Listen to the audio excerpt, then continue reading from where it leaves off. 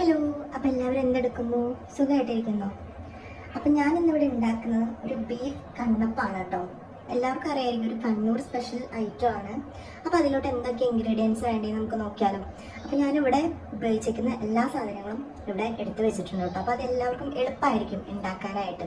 അപ്പോൾ ഇങ്ങനെ ഒന്ന് സെറ്റ് ചെയ്ത് കഴിഞ്ഞ് കഴിഞ്ഞാൽ നമുക്ക് ഇടയ്ക്കിടയ്ക്ക് ഇങ്ങനെ പോയി തപ്പേണ്ടി വരില്ല ഓരോ സാധനങ്ങളൊന്നും. അപ്പോൾ നമുക്ക് എങ്ങനെ ഉണ്ടാക്കേണ്ടതെന്ന് നോക്കാം. ആദ്യം തന്നെ ഇതിൻ്റെ ബാറ്റർ എങ്ങനെ ഉണ്ടാക്കേണ്ടതെന്ന് നോക്കാം. അതായത് അതിലോട്ട് വേണ്ടത്, ഞാനിപ്പോൾ എടുത്തേക്കുന്നത് പച്ചരിയാണ്. നിങ്ങൾക്ക് ജീരകശാലയോ കൈമ റൈസോ ഏത് വേണമെങ്കിലും എടുക്കാം. ഞാൻ പച്ചരി 1 കപ്പ് പച്ചരി എടുത്തിട്ടുണ്ട്. അത് ഞാൻ വെള്ളത്തിൽ കുതിർത്തൊരു 4 മണിക്കൂർ വെച്ചിട്ടുണ്ട്. ആ അരപ്പിലോട്ട് വേണ്ടതാണ് ഒരു മുട്ട, കുറച്ച് ജീരകം, ഉപ്പ്, പിന്നെ ഒരു 3/4 കപ്പ് തേങ്ങ ഞാൻ ക്രഷ് ചെയ്തെടുത്തിട്ട്, ക്രഷ് ചെയ്യല്ല, നന്നായിട്ടൊന്ന് അരച്ചെടുക്കണം കേട്ടോ. പിന്നെ അതിലോട്ട് വേണ്ട വെള്ളവും വേണം. അത് കഴിഞ്ഞിട്ട് നമുക്ക് ഇതിൻ്റെ ഉള്ളിൽ വയ്ക്കാൻ ഒരു മസാല വേണം. അതിന് ഞാനിപ്പോൾ ഇവിടെ എടുത്തേക്കുന്നത് ബീഫാണ്. നിങ്ങൾക്ക് ചിക്കൻ എടുക്കാം, മുട്ട എടുക്കാം, അങ്ങനത്തെ ഏതാണെങ്കിലും പച്ചക്കറികളിലാണെങ്കിൽ വേണമെങ്കിൽ പനീർ എടുക്കാം, മഷ്റൂം എടുക്കാം. മസാല ഉണ്ടാക്കി കഴിഞ്ഞ് കഴിഞ്ഞാൽ നിങ്ങൾക്ക് മറ്റു സാധനങ്ങൾ, അതായത് മീറ്റ് ഏതാണെന്ന് വെച്ച് കഴിഞ്ഞാൽ നിങ്ങളുടെ ഇഷ്ടത്തിന് എടുക്കാം. ഞാനിപ്പോൾ കുറച്ച് മീറ്റ് എടുത്തിട്ടുണ്ട്. പിന്നെ വേണ്ടത് സവോളയാണ്. ഞാനിപ്പോൾ ഒരു 3 സവോള എടുത്തിട്ടുണ്ട്. ഒരു മീഡിയം സൈസ് 3 സവോള എടുത്തിട്ടുണ്ട്. ഇഞ്ചി, വെളുത്തുള്ളി, പച്ചമുളകും കൂടി അരച്ചേക്കുന്നതാണ്. ഞാനൊരു 2 പച്ചമുളകും ഒരു 6-7 വെളുത്തുള്ളിയും ഒരു കഷ്ണം ഇഞ്ചി എടുത്തിട്ട് അരച്ചേക്കുന്നതാണ്. പിന്നെ കരിവേപ്പിലയാണ് വേണ്ടത്. പിന്നെ മിൻറ്റ് ലീവ്സ് ഒരു 2 എണ്ണം, ഓപ്ഷനിലാണ് കേട്ടോ, വേണമെങ്കിൽ എടുത്താൽ മതി, ചെറിയൊരു മണത്തിന് വേണ്ടിയിട്ടാണ്. പൊടികളായിട്ട് മഞ്ഞൾപ്പൊടി ഒരു 1/2 ടീസ്പൂൺ, മുളക് പൊടി ഒരു 1 ടീസ്പൂൺ, കുരുമുളക് പൊടി ഒരു 1 ടീസ്പൂൺ, അതുപോലെ തന്നെ ഇത് ഗരം മസാലയാണ് 1 ടീസ്പൂൺ എടുക്കുക. പിന്നെ ഇതിലോട്ട് വേണ്ട വെളിച്ചെണ്ണയും കൂടിയാണ് എടുത്തേക്കുന്നത് ഞാൻ. അപ്പോൾ ഇത്രയും ഐറ്റംസ് ആണ് നമുക്ക് ഈ ഒരു സാധനം ഉണ്ടാക്കാൻ വേണ്ടത്. നമ്മളിത് 2 തരത്തിൽ ഉണ്ടാക്കാനായിട്ടാണ് ഞാൻ നോക്കുന്നത്. ഒന്ന് ഇഡ്ഡലി തട്ടിൽ വെച്ചിട്ട് ഒരു ഇഡ്ഡലി മാതിരി എടുക്കുന്നുണ്ട്, അതായത് കണ്ണപ്പം പോലെ എടുക്കുന്നുണ്ട്. പിന്നെ വേറൊരു ടൈപ്പും കൂടി ചെയ്യുന്നുണ്ട്. അതെങ്ങനെയാണെന്ന് ഞാൻ കാണിച്ചു തരാം വീഡിയോയിൽ. അപ്പം ഞാൻ ഇതെല്ലാം കൂടിയിട്ടൊന്ന് അരച്ചെടുക്കുന്നത് കാണിക്കാം. അരയ്ക്കാൻ വേണ്ടിയിട്ട് ഫസ്റ്റ് നമ്മൾ ഇതിൻ്റെ വെള്ളം ഊറ്റി കളയണം കേട്ടോ മൊത്തം. ആദ്യം തന്നെ അരിയിട്ട് കൊടുക്കാം.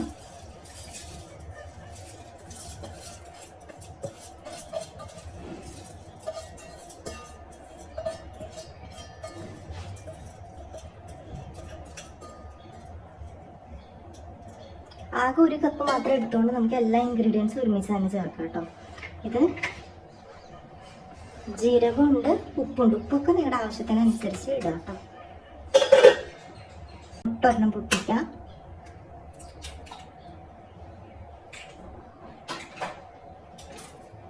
പിന്നെ ഇത് നാളികേരമാണ്, അതിട്ട് കൊടുക്കാം. കുറച്ച് വെള്ളം ഒഴിച്ച് നമ്മൾ കൊടുക്കാം കേട്ടോ.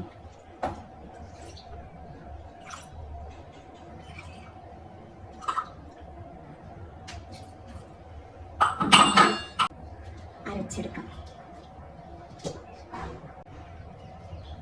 ഞാനിപ്പോൾ നന്നായിട്ട് നമ്മൾ അരച്ചെടുത്തിട്ടുണ്ട്. അതൊരു പാത്രത്തിലോട്ട് ഒഴിച്ച് കൊടുക്കാം കേട്ടോ.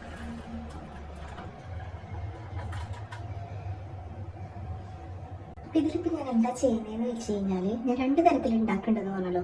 അരച്ച് വെച്ചിട്ട് കുറച്ച് കട്ടിക്കുള്ള മാവുണ്ടല്ലോ, അതൊന്ന് കുറച്ച് മാറ്റി വയ്ക്കാം കേട്ടോ വേറെ പാത്രത്തിലോട്ട്.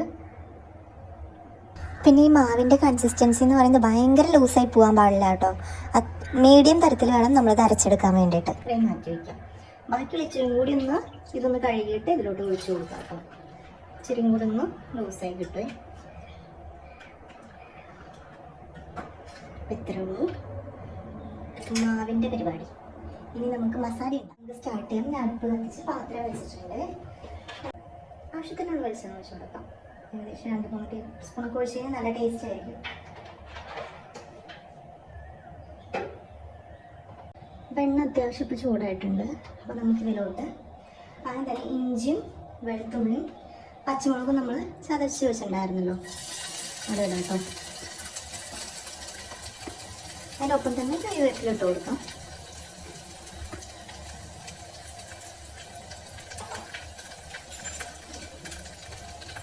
ഇളക്കി കൊടുക്കാം.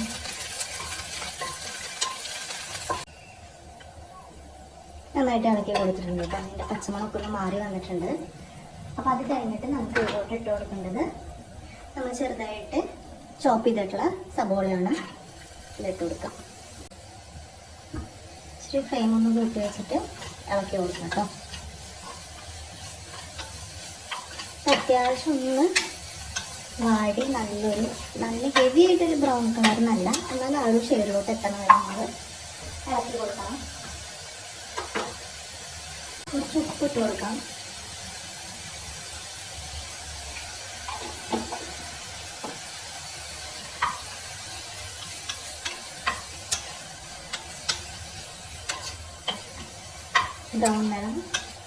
ബ്രൗൺ നിറം ആവുന്ന വരെ. അപ്പോൾ ഇത് ബ്രൗൺ നിറമായിട്ട് നമുക്കിനി അടുത്ത സ്റ്റെപ്പിലോട്ട് പോകാം കേട്ടോ.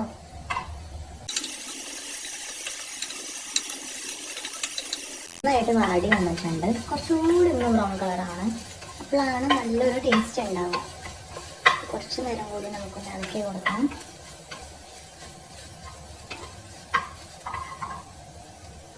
അത്യാവശ്യം നല്ല സബോളൊക്കെ നന്നായിട്ട് സോഫ്റ്റ് ആയിട്ടുണ്ട്. അതുപോലെ തന്നെ കുറച്ച് നല്ല ബ്രൗൺ കളറായിട്ടുണ്ട്. നമുക്ക് ഇതിലോട്ട് ആവശ്യമുള്ള മസാലകൾ ചേർക്കാം. മഞ്ഞൾപ്പൊടി, മുളക് പൊടി, നമ്മുടെ കുരുമുളക് പൊടി, പിന്നെ ഗരം മസാല കേട്ടോ. അതിനൊപ്പം തന്നെ ഞാൻ എടുത്ത് വെച്ച 2 പുതിനയില ഉണ്ട് ഇട്ട് കൊടുക്കാം. അത് ഓപ്ഷനാണ്, വേണമെങ്കിൽ മാത്രം മതി.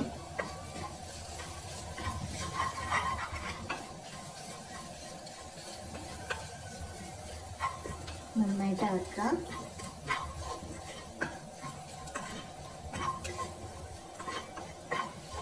നല്ലൊരു മണം വരുന്നുണ്ട്. ഇപ്പം ആ പൊടിയൊക്കെ ഇടുമ്പോഴുള്ളൊരു മണം വരും. അതിൻ്റെ ഒന്ന് പച്ചപ്പത്തൊന്ന് മാറി കിട്ടണം. അത് കഴിഞ്ഞിട്ട് നമുക്ക് എടുത്ത് വെച്ചിട്ടുള്ള ബീഫ് ഇട്ട് കൊടുക്കാം. അപ്പം നിങ്ങൾ ഏതാണോ എടുക്കുന്ന മീറ്റ് അല്ലെങ്കിൽ വെജിറ്റബിൾസ് ഏതാണോ അത് നിങ്ങൾക്ക് ഈ ടൈമിൽ ഇട്ട് കൊടുക്കാം. അപ്പം പച്ചമുളകൊന്ന് മാറിയിട്ടുണ്ട്. ആ ബീഫ് ഒന്ന് ഇട്ട് കൊടുക്കാം. ബീഫാണെങ്കിൽ ഒന്ന് വേണമെങ്കിൽ മിക്സിയിലിട്ടിട്ട് ഒന്ന് ഗ്രൈൻഡ് ചെയ്യാം കേട്ടോ. അപ്പോൾ ഒന്നുകൂടെ ചെറുതായിട്ട് പൊടിയായിട്ട് കിട്ടും. ഇതാകുമ്പോൾ കടിക്കാനായിട്ട് കിട്ടുമല്ലോ എന്ന് വിചാരിച്ചിട്ടാണ് ഇങ്ങനെ ചെയ്യുന്നത്. ഇതൊന്നൊരു 2-3 മിനിറ്റ് ഒന്ന് അടച്ച് വെച്ചിട്ടൊന്ന് വേവിക്കാം കേട്ടോ.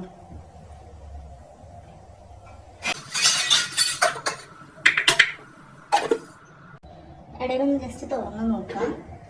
ഒരു ഇത്തിരി ഒന്ന് വെള്ളം നമ്മൾ ഒഴിച്ചു കൊടുക്കുക. ഇത് ഞാൻ ഓൾറെഡി ബീഫ് വേവിച്ച വെള്ളമാണ്. അപ്പം അതിനോട് തേച്ച് കിട്ടാൻ വേണ്ടിയിട്ടാണ് കുറച്ച് ഒഴിച്ചു കൊടുക്കുന്നുണ്ട്. അതിൽ കിടന്നിട്ട് ഞാൻ മൊത്തത്തിലൊന്ന് വേണം എല്ലാ കാര്യങ്ങളും.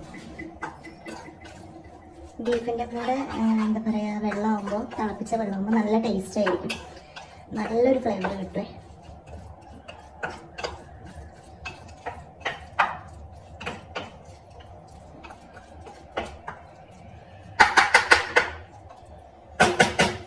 എന്നിട്ട് വീണ്ടും ഒന്ന് വയ്ക്കാം. ഇടയ്ക്കൊന്ന് തുറന്ന് നോക്കണം കേട്ടോ. ഇപ്പം അത്യാവശ്യം സെറ്റായിട്ടുണ്ട്. ഇതൊന്നിനി തീ കൂട്ടി വെച്ചിട്ട് നമുക്കൊന്ന് നന്നായിട്ടൊന്ന് ഫ്രൈ പോലെ ആക്കിയെടുക്കണം. അതായത് വെള്ളമൊക്കെ വറ്റി കിട്ടണം, അത്രേ ഉള്ളൂ.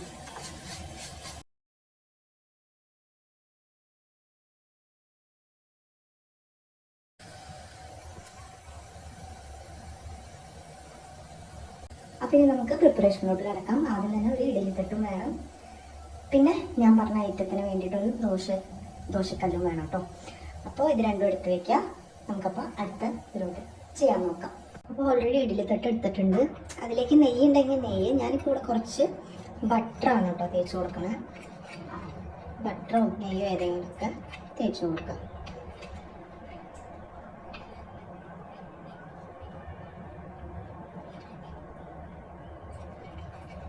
ഇത്രയും ചെയ്യുക. ഇതാണ് ആദ്യത്തെ ഒരു കാര്യം. ഇനി നമ്മൾ ഇഡ്ഡലി തട്ടിലോട്ട് മാവ് ഒഴിച്ചു കൊടുക്കുക. നിറയെ ഒഴിച്ചു കൊടുക്കരുത്.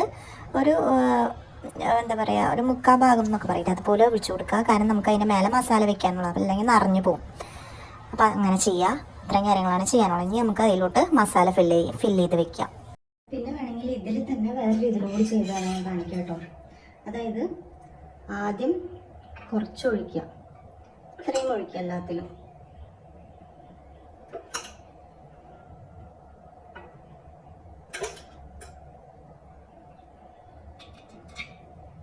ഇട്ട് കൊടുക്കുന്നുണ്ട്. കൈകൊണ്ട് ഇട്ട് കൊടുക്കുമ്പോഴാണ് ശരിയാവുന്നത്.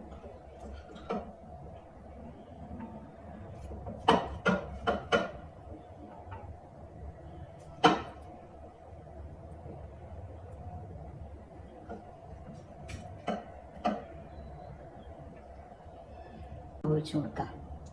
ഇതൊരു രണ്ടാമത്തെ മെത്തേഡാണ്.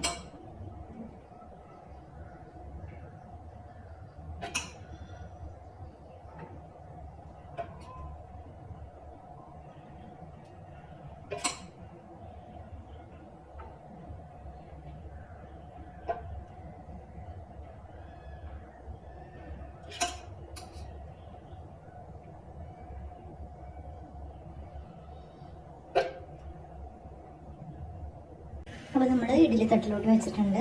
ഇനി അതെന്തായാലും വെന്ത് വരട്ടെ.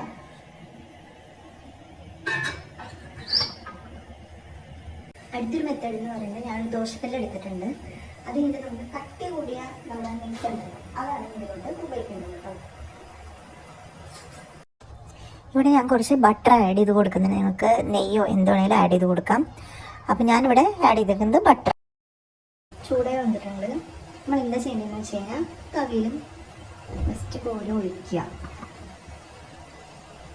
ദോശ പോലെ ചൂടില്ലേ അതുപോലെ ചെയ്യാം.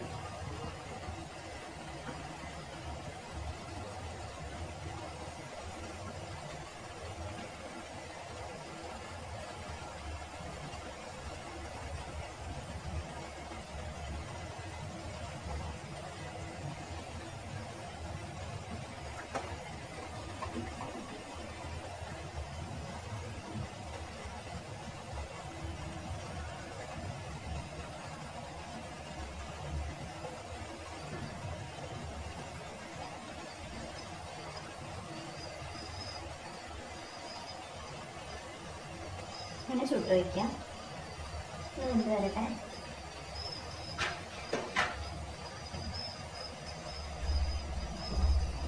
നമ്മുടെ ഇഡ്ഡലി പാത്രത്തിൽ വെച്ചിട്ടുള്ള റെഡി ആയിട്ടുണ്ട്. ഇനി അതൊന്ന് ചൂടാറിയിട്ട് വേണം എടുക്കാൻ വേണ്ടിയിട്ട് കേട്ടോ. ഞാൻ കാണിച്ചു തരാം എല്ലാം എടുത്തു കഴിഞ്ഞിട്ട്. നമ്മൾ ദോശ പോലെ ആക്കി വെച്ചിട്ടുള്ള റെഡി ആയിട്ടുണ്ട്. അതൊന്ന് ജസ്റ്റ് അങ്ങോട്ടും ഇങ്ങോട്ടും ഒന്ന് മറിച്ചിട്ടിട്ട് വേവിക്കാം കേട്ടോ.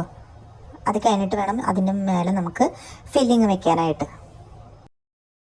ഇതിൽ പ്രത്യേകിച്ച് ഒന്നുമില്ല. നമ്മൾ ഫില്ലിങ് ഒരു മിഡിലായിട്ട് നമ്മൾ വെച്ച് കൊടുക്കാം മൊത്തം. എന്നിട്ടൊന്ന് നമ്മൾ മടക്കി എടുക്കണം. ഇപ്പം നല്ല ചൂടായിരുന്നു. മടക്കിയിട്ട് നമ്മൾ എടുക്കാം കേട്ടോ. കണ്ടോ? അപ്പോൾ അതൊന്ന് ജസ്റ്റ് നമ്മൾ മടക്കിയെടുക്കുക. അത് കഴിഞ്ഞിട്ട് ഇങ്ങനെ കട്ട് ചെയ്ത് എടുക്കുക. അപ്പോൾ നമുക്ക് നല്ലൊരു റോള് പോലെ നമുക്ക് കിട്ടും. ചെറിയൊരു റോള് പോലെ നമുക്ക് കിട്ടും. ഇനി നമ്മൾ അടുത്തത് ഇഡ്ഡലി പാത്രത്തിൽ നിന്ന് എടുക്കുക. നല്ല സിമ്പിളായിട്ട് കിട്ടും കേട്ടോ. ഒട്ടി പിടിക്കത്തൊന്നുമില്ല. അങ്ങനെ ഞാൻ എല്ലാ കണ്ണപ്പവും ഞാനങ്ങനെ എടുത്തിട്ടുണ്ട് കേട്ടോ.